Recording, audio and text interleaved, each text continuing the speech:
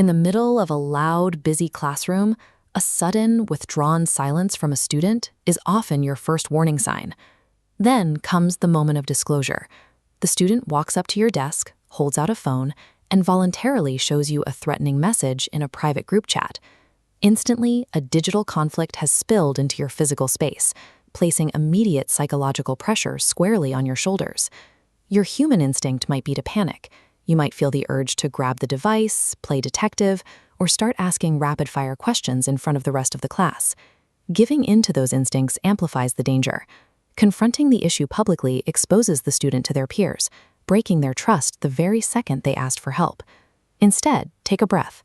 By managing your own reaction and projecting a calm, neutral demeanor, you stabilize the room. Remember your actual function. You are a critical first responder on the ground, not a cyber investigator or a trained psychologist. Your first physical action is to guide the student to a quiet, discreet location. This prevents classmates from eavesdropping and gives the student a secure environment to speak. Once they are safe, you transition to your most effective tool for resolving the situation: objective documentation. A steady, boundary-respecting reaction in these initial seconds dictates everything that follows, laying the exact groundwork needed to keep the student safe.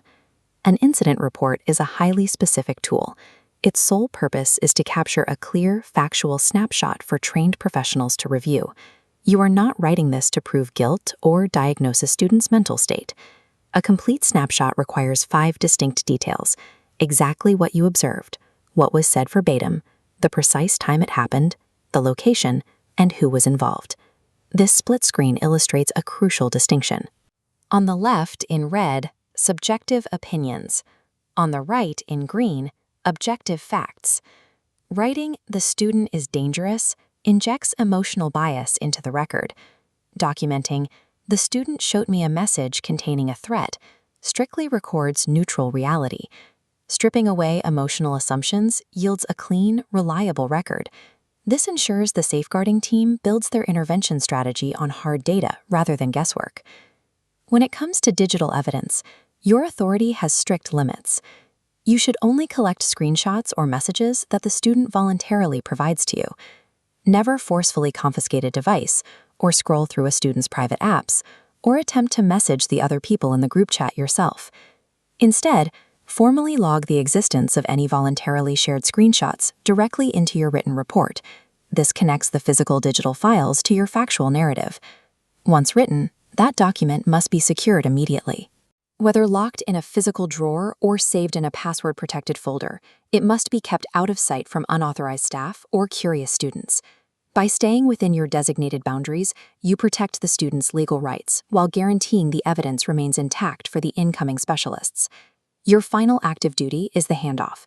You must move your finalized report through your school's designated official reporting pathway.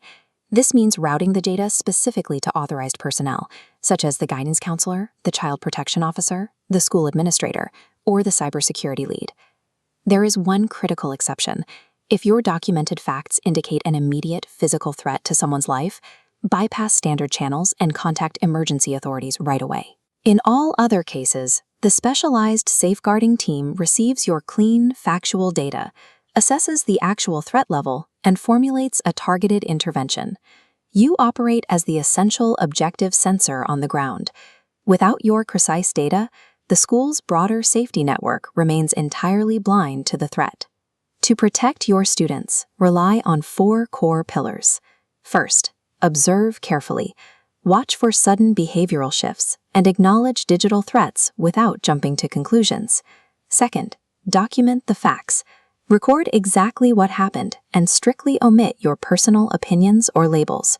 Third, protect confidentiality. Safeguarding the student's privacy preserves their dignity and maintains their trust throughout the entire process. And fourth, escalate the concern through the proper authorized channel to trigger professional intervention. By meticulously gathering the facts and routing them correctly, you empower your school to respond to digital dangers early, fairly, and with absolute safety.